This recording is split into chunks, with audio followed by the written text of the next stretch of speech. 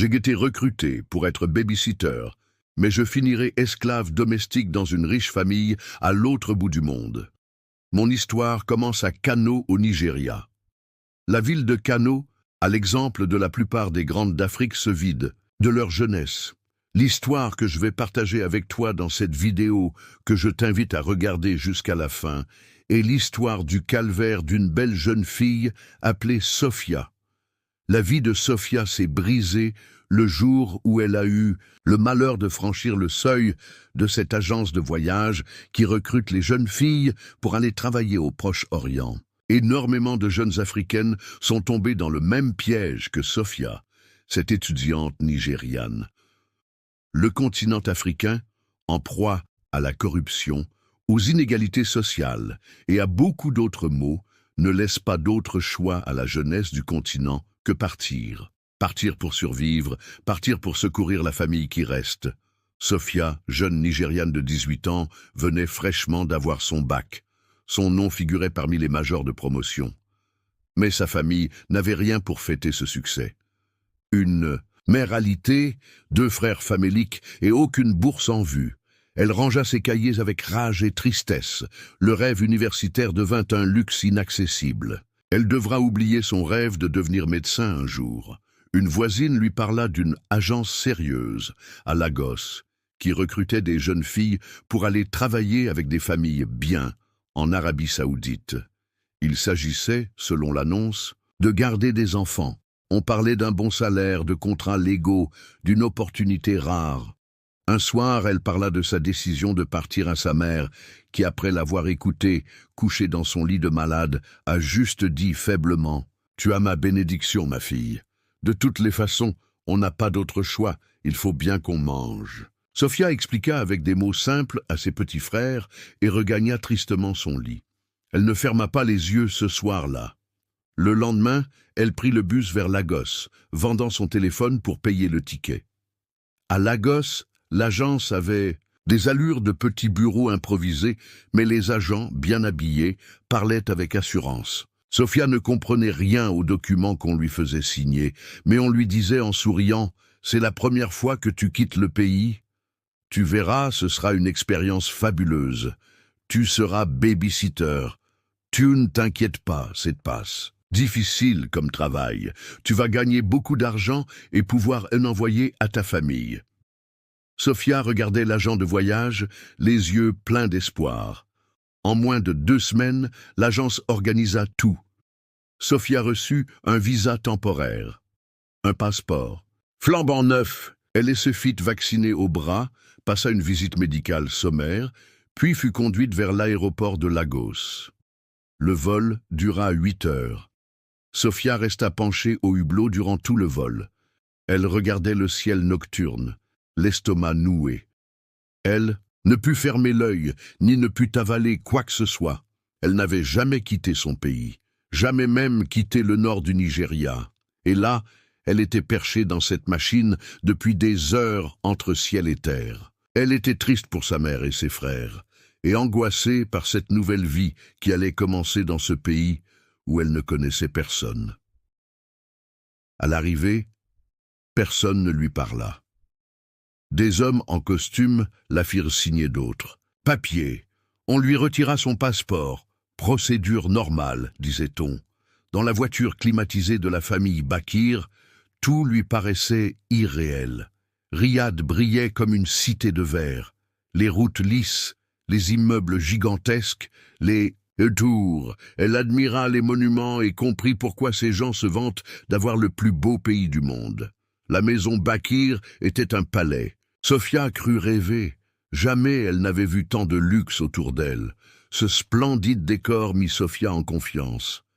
Elle se sentait flattée et bénie de travailler pour des gens aussi aisés. Elle ne vit aucune trace d'enfant, pas de photos, d'enfants accrochés au mur, pas de jouets qui traînent, rien du tout. Elle se dit, ils dorment certainement, je les verrai demain. Elle fut accueillie par Mr. Bakir et sa femme. Un monsieur au regard perçant, richement habillé, et une énorme femme qui portait une magnifique djellaba. Elle salua Sophia froidement et lui montra sa chambre. Une petite chambre sobrement décorée alors que le reste de la maison était magnifiquement décoré. Dès le lendemain, Madame Bakir, la maîtresse de maison, la réveilla à 5 heures du matin. Pas de petit déjeuner, pas de consignes claires. Elle ne parlait ni le français ni l'anglais. Sophia devait comprendre les mots arabes et les gestes qu'elle faisait. Nettoyer toute la maison, laver les draps, astiquer les sols, préparer le thé, repasser les habits, récurer les toilettes, jour après jour, sans répit, sans compassion. Le séjour de Sophia commença avec une brutalité sans nom. Elle comprit qu'elle était là pour faire la bonne et non pour s'occuper d'un enfant. Il n'y a pas d'enfant dans cette maison. Sophia, qui refusait de croire à cette dure réalité, pensa à la fin de la journée qu'elle était de passage dans cette maison, qu'ils l'enverront d'ici quelques jours dans une autre maison pour s'occuper d'un enfant. Mais ce ne fut pas le cas. Les jours se succédaient et toujours un peu plus de tâches. Elle regagnait sa petite chambre de plus en plus tard et de plus en plus fatiguée. Les pieds brûlés par les produits de nettoyage, les mains crevassées, elle tomba malade. Mais on l'accusa de feignante. La maîtresse lui jeta un seau d'eau au visage. « Tu crois que je vais te payer à dormir, sale noire ?» La barrière de la langue rendait la communication difficile. On lui criait dessus en arabe. Elle comprenait quelques mots. Les insultes, surtout. Et puis, une énorme peine se rajouta au calvaire de Sophia, lorsqu'un soir, son maître, M. Bakir, se glissa dans sa chambre de bonne à 2 heures. Il souleva le drap et s'allongea de tout son corps sur Sophia, les yeux écarquillés, ne put rien dire. Il fit ce qu'il avait à faire et s'en alla. Elle pleura toute la nuit. Le lendemain, elle devait se lever comme si de rien n'était. Elle s'adonna à ses tâches quotidiennes et ne laissa rien paraître. Sophia comprit que désormais, il n'était plus question de vivre mais survivre. Elle pensa d'abord à s'enfuir, mais se souvenu qu'à l'aéroport, les 2 messieurs qui l'accueillirent lui avaient retiré son passeport. Elle travaillait depuis des mois, mais sans salaire, donc n'avait ni argent, ni contact. Elle écrivit une lettre à sa mère, mais finit par comprendre que cette lettre n'arrivera jamais au Nigeria à Kano. 1 mois plus tard, le fils de la famille revint d'Europe.